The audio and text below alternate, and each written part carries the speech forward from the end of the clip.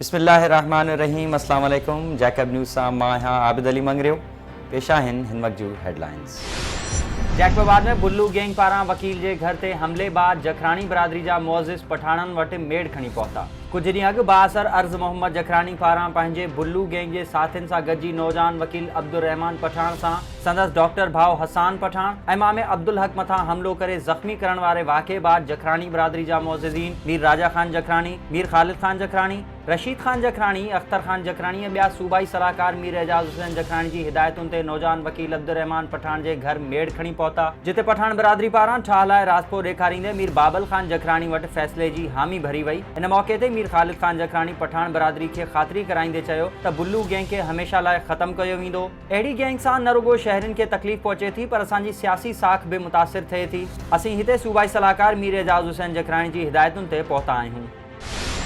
जैकबाबाद में वफाकी वज़ीर सरदार मोहम्मद मियां सूमरो जी भेण मलिहा मलिक पारां शहरियुनि सां मुलाक़ात। मलिहा मलिक बिना प्रोटोकॉल जे मुख़्तलिफ़ इलाक़नि में वञी शहरियुनि सां मुलाक़ात करे संदन मसला मालूम कया। मलिहा मलिक पारां मिस्कीन शाह कब्रिस्तान में गंदो पानी बीठल हुअण वारी शिकायत ते कब्रिस्तान जो बि दौरो कयो ऐं इलाइक़े वासियुनि खे मसलो हल कराइण जी ख़ातिरी कराई, जॾहिं त मलिहा मलिक पारां ॿारनि में ख़र्ची पिणु विरहाई वई। इन मौक़े ते मलिहा मलिक जो चवणु हो त जैकबाबाद वासियुनि जे हर ॾुख सुख में गॾु आहियूं। वफ़ाकी वज़ीर बरा ख़ान ॻाइण सरदार मोहम्मद मियां सूमरो जी हिदायतुनि ते शहरियुनि जे दर ते वञी उन्हनि सां मुलाक़ात करे मसला मालूम कया आहिनि ऐं कोशिशि कंदासीं त संदन मसला जल्द खां जल्द हल कया वञनि। सुल्तानकोट वेझो फायरिंग में हिकु ॼणो क़तल, 2 ॼणा ज़ख़्मी। हमायूं थाणे जी हद में हथियारबंदनि फायरिंग करे शिकारपुर वासी मोटरसाइकिल सवार एजाज़ भुट्टो खे क़तल करे छॾियो, जॾहिं त 2 ॼणा अली नवाज़ भुट्टो ऐं मोहम्मद मूसा भुट्टो ज़ख़्मी थी पिया, जिन खे शिकारपुर अस्पताल मुंतक़िल कयो वियो। पुलिस मूजिबि शिकारपुर वासी भुट्टा बिरादरी जा माण्हू जैकबाबाद खां शिकारपुर वञी रहिया हुआ त मोटरसाइकिल सवार हथियारबंदनि मथनि फायरिंग कई, जंहिंमें हिकु ॼणो मारिजी वियो ऐं 2 ॼणा ज़ख़्मी थी पिया। भुट्टा ऐं सियांच बिरादरी में कारे मामले तां वाक़ियो पेश आयो आहे। गढ़ी खुदाबख्श भुट्टो में हथियारबंदनि जी फायरिंग में नौजवान क़तल। हथियारबंदनि नौजवान साजिद चांडियो खे गोलियूं हणी क़तल करे छॾियो। पुलिस मूजिबि वाक़ियो चांडिया बिरादरी जी 2 धुरनि में पुराणे तकरार तां पेश आयो आहे। हिकु जवाबदार अली रज़ा चांडियो खे गिरफ़्तार करे वरितो आहे। वधीक जांच बि हलंदड़ आहे। वगण में मुग़ैरी बिरादरी जे हथियारबंदनि जी फायरिंग में नौजवान क़तल, 1 ज़ख़्मी। ॻोठ मियां रत्तो में मुग़ैरी बिरादरी जे 20 खां वधीक हथियारबंदनि हमलो करे 21 वरनि जे नौजवान फयाज़ अहमद सोलंगी खे क़तल करे छॾियो आहे, जॾहिं त वाक़े में 25 वरनि जो अब्दुल वहीद सोलंगी ज़ख़्मी थी पियो, जंहिंखे वारे अस्पताल मुंतक़िल कयो वियो। वाज़े रहे त 5 महीना अॻु ॻोठ मियां रत्तो में ज़मीनी तकरार तां गुलाब ऐं ख़ालिद मुग़ैरी क़तल कया विया हुआ, जंहिं जे पलांद में वाक़ियो पेश आयो आहे। गेरेलो लग बिरोही बिरादरी जी 2 धुरनि में झेड़े दौरान औरत मुबैना क़तल। रशीद वगण थाने जी हद ॻोठ आलम ख़ान बिरोही में ग़ुलाम मुस्तफ़ा बिरोही ऐं मोहब्बत बिरोही जी धुरनि में ज़री ज़मीन जी मालिकी तां झेड़ो थी पियो, जंहिं जे नतीजे में 21 धुर जा 2 माण्हू ज़ख़्मी थी पिया ऐं छॾाइण लाइ आयल पीरसन औरत मुबैना डंडा ऐं सिरोटा लॻण सबबि क़तल थी वई। होॾां हद जे SHO ग़ुलाम क़ादिर मसण मूजिबि धुरनि जो ज़रई ज़मीन ते तकरार हलंदड़ आहे, जॾहिं त पीरसन जमाला ख़ातून बीमार हुई, जेका झेड़े जो ॿुधी सदमे में फ़ौत थी वई आहे। जोंगल भरिसां ट्रैक्टर जे टक्कर में औरत पुट समेत फ़ौत। बागड़ लाड़े वटि ट्रैक्टर जे टक्कर में मोटरसाइकिल सवार ॻोठ रब ॾिनो सूमरो वासी 35 वरनि जो अब्दुल शकूर सूमरो ऐं संदसि 50 वरनि जी अमड़ हाजरा ख़ातून मौक़े ते ई फ़ौत थी वई। वाक़े बाद ड्राइवर ट्रैक्टर छॾे फ़रार थी वियो। इत्तला ते पुलिस पहुची माउ ऐं पुट जा लाश तालका अस्पताल ठुल मां पोस्टमार्टम कराइण बाद वारिसनि हवाले करे छॾिया। बिरिया रोड वेझो मुबैना तौर 2 ॿारनि जी माउ ज़हरीली दवा पी आपघात करे छॾियो। ॻोठ उस्मान गाहेजो में घरू अणबण तां मुस्मात इरशाद गाहेजो मुबैना तौर ज़हरीली दवा पी आपघात करे छॾियो। औरत जे पीउ मोहरम गाहेजो मूजिबि धीउ खे क़तल करे ज़हर जो ड्रामो रचायो वियो आहे, जॾहिं त भाउ जो चवणु आहे त भेण मथां मुड़ुस ऐं ससु ज़ुल्म कंदा हुआ ऐं भेण सां मिलण बि न ॾींदा हुआ। पुलिस मूजिबि मौत जे कारण बाबति जांच करे रहिया आहियूं। करीम बख्श में कटोहर बिरादरी जी 2 धुरनि में कार ऐं तकरार तां झेड़ो, 2 ॼणा ज़ख़्मी। करीम बख्श थाणे जी हद ॻोठ खावंद बख्श खोसो में कटोहर बिरादरी जी 2 धुरनि में कार ऐं तकरार तां झेड़ो थी पियो। गोलियूं लॻण सबबि गुल मोहम्मद कटोहर ऐं फैज़ मोहम्मद कटोहर ज़ख़्मी थी पिया, जिन खे तालका अस्पताल मुंतक़िल कयो वियो, जितां गुल मोहम्मद कटोहर खे लाड़काणो मुंतक़िल कयो वियो। गढ़ी हसन भरिसां 11 ॾींहं अॻु अगवा थी वियल पोरियत बाज़ियाब न थी सघियो। ॻोठ बदलू खोसो वासी पोरियत मोहम्मद असलम खोसो जी अमड़ खे बेहोशी जा दौरा पवण सबबि गणती जोगी हालत में अस्पताल मुंतक़िल कयो वियो आहे। मुख़्तलिफ़ पोरियत जे वारिसनि जो चवणु आहे त 11 ॾींहं गुज़रण बावजूद पुलिस अमली तौर कुझु न करे सघी आहे, जंहिं सबबि असांजे घर में रोज़ राड़ो मतल आहे। बिगड़ी भरसां ॻोठ मुबारक नोहाणी में पोरिया जा 19 छेला पुरस्कार तौर मरी विया। मुतासिर नारो रबारी मीडिया के ॿुधाए तो मूं वटि 70 छेला हुआ, जन खे घर भरसां बीठल जंतर चारे रहियो हुअसि त ओचितो ॾिसंदे ई ॾिसंदे 19 छेला थॾे ते ई फतकी फतकी मरी विया।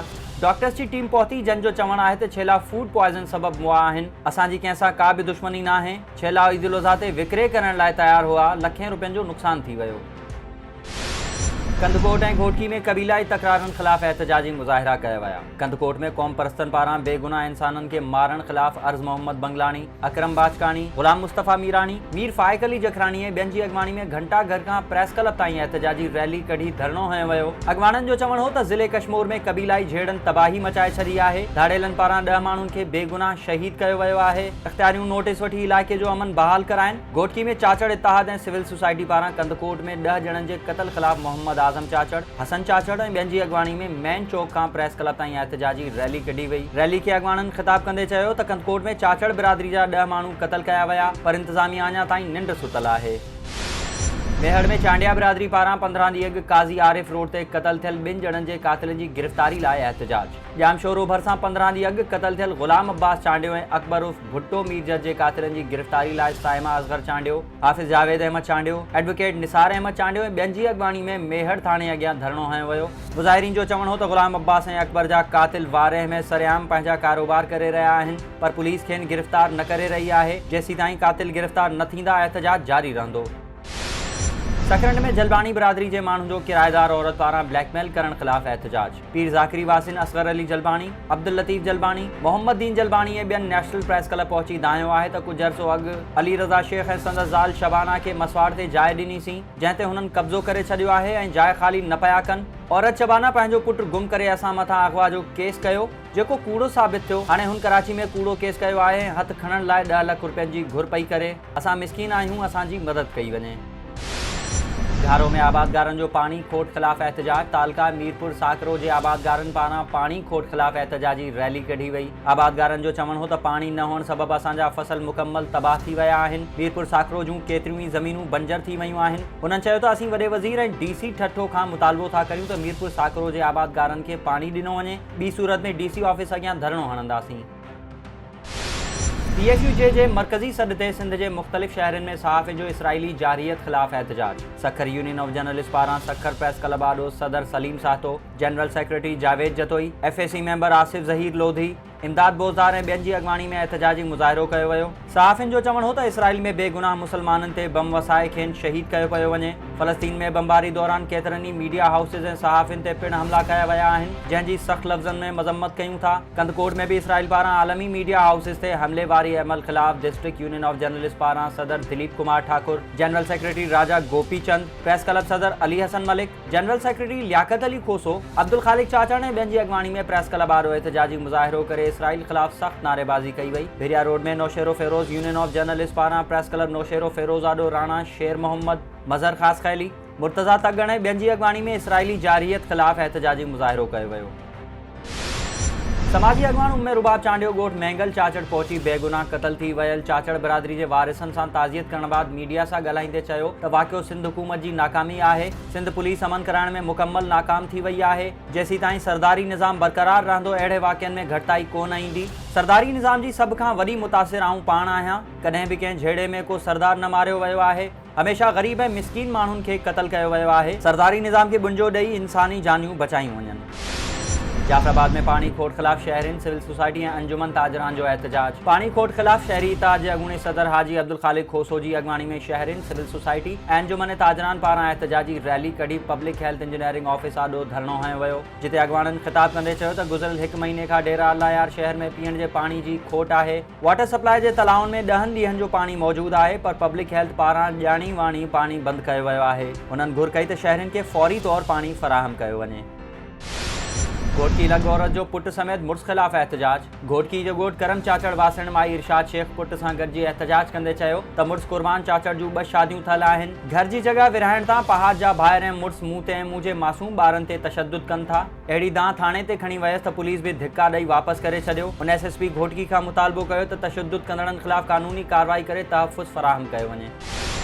वगड़ प्रेस क्लब के सदर नादिर अली मुगैरी जो खातो मटाइण तां तबेदार ख़िलाफ़ एहतजाज। नादिर अली मुगैरी पंहिंजे ॿिनि भाइरनि आशिक अली मुगैरी ऐं माशूक अली मुगैरी सां गॾिजी प्रेस कॉन्फ्रेंस कंदे चयो त तबेदार मोहम्मद अली मेमन रिश्वत वठी वॾड़नि जी मोरूसी मिल्कियत जो खातो मटाए छॾियो आहे, जंहिंजो इतला मुख़्तियारकार कंबर खे बि ॾिनो आहे। तबेदार चयो त मूंखां ग़लती थी आहे ऐं हाणे दरख़्वास्त ॾे त खातो टोड़े तव्हांजे नाले कयां। हुन घुर कई त रिश्वत एवज़ शहरनि जा खाता तब्दील कंदड़ तबेदार ख़िलाफ़ कार्रवाई कई वञे।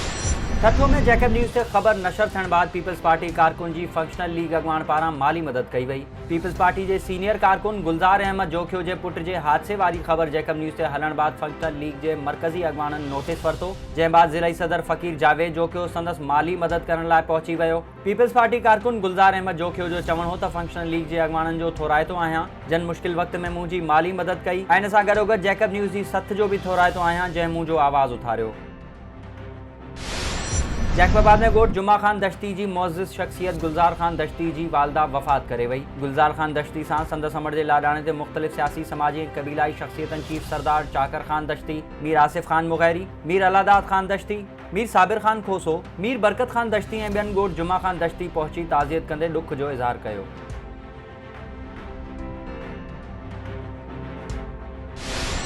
जैकबाबाद वासण औरत मुबैना तौर लजा लुट जो शिकार। चन्ना पाड़े वासण 3 वरनि जी शाज़िया ज़ाल अब्दुल वहाब खोसो एहतजाज कंदे चयो त ईद वारी रात 8 अणसुञातल जवाबदारनि ज़बरदस्ती घर में घिड़ी जिनसी ॾाढाई जो निशानो बणायो। हद जे थाणे ते NC कराए हिकु जवाबदार खे गिरफ़्तार करायो आहे, जंहिंखे SHO सिविल लाइन ॾेती लेती बाद आज़ाद करे छॾियो आहे। अपील थी करियां त जवाबदारनि खे गिरफ़्तार करे SHO ख़िलाफ़ भी कार्रवाई कई वञे। हिन वक्त जी हेडलाइंस वधीक ख़बरुनि ऐं अपडेट्स लाइ विज़िट कयो असांजी वेबसाइट www.jacobnewshd.com ऐं फेसबुक ते फॉलो कयो। ॾिसंदा रहो जैकब न्यूज़, ख़बर खां हक़ीक़त ताईं।